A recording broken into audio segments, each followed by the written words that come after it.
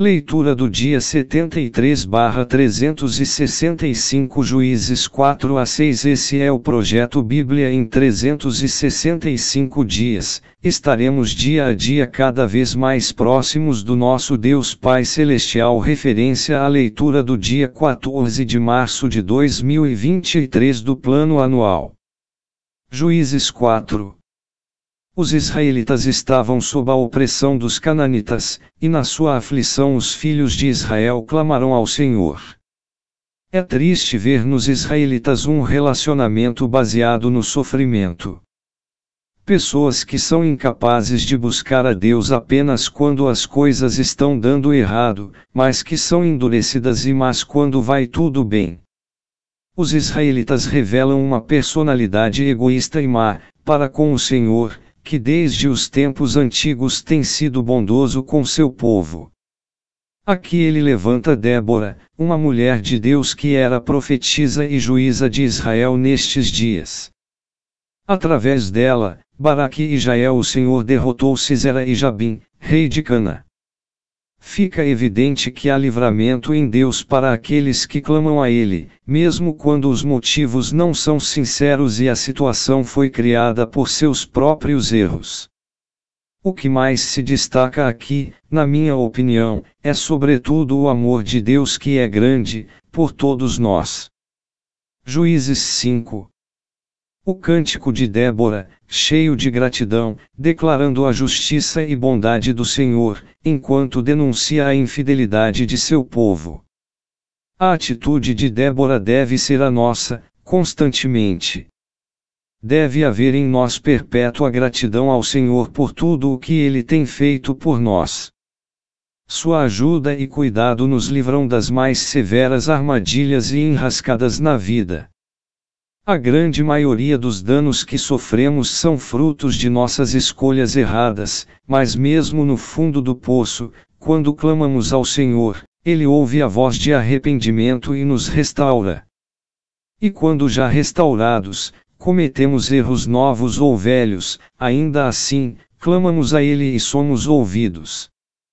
Débora está repleta de razão em sua atitude. Louvar ao Senhor convém aos santos. É dele que vem o nosso socorro e a justiça da nossa vida.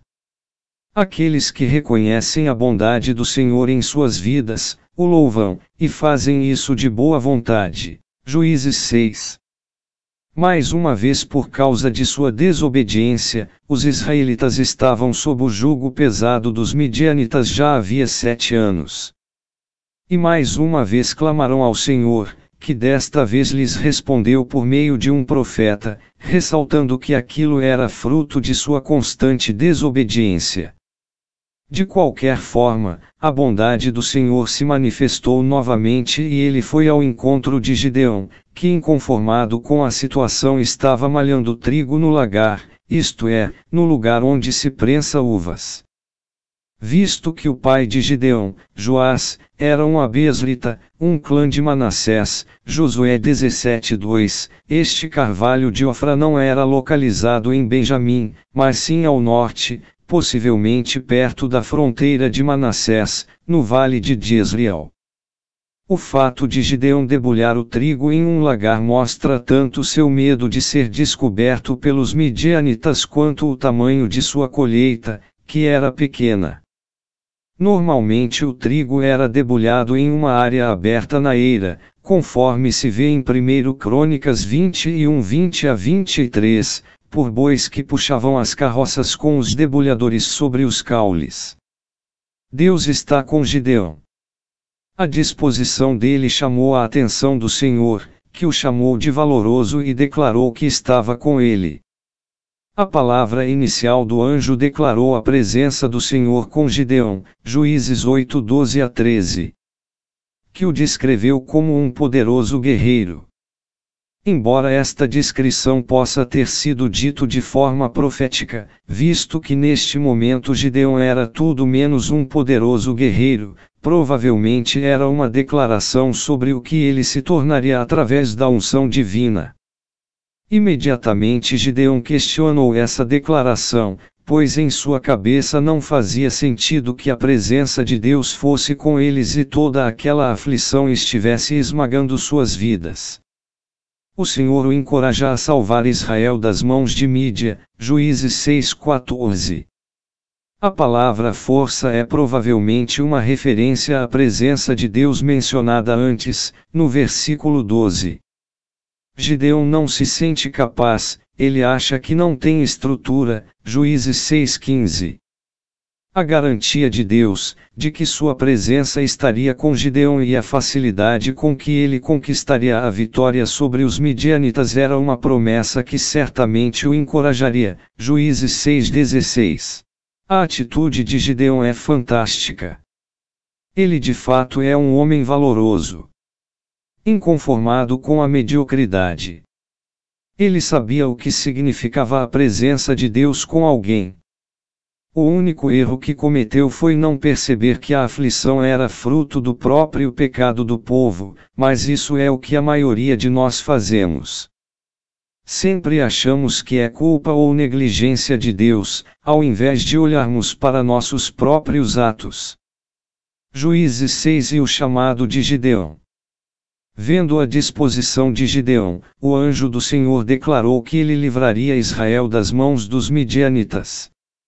Mas Gideão disse que não podia fazer isso, porque pertencia à menor tribo de Israel e a sua família era a menor da tribo e ele era o menor de sua casa.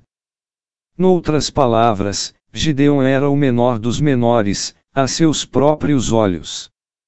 É o que chamo de o complexo de Gideão.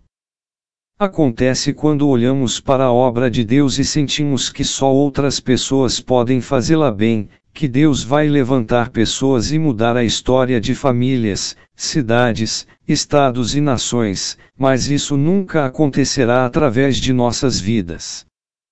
Percebendo a hesitação de Gideão, o anjo do Senhor declarou que seria com ele, e a força dos midianitas seria enfraquecida diante dele.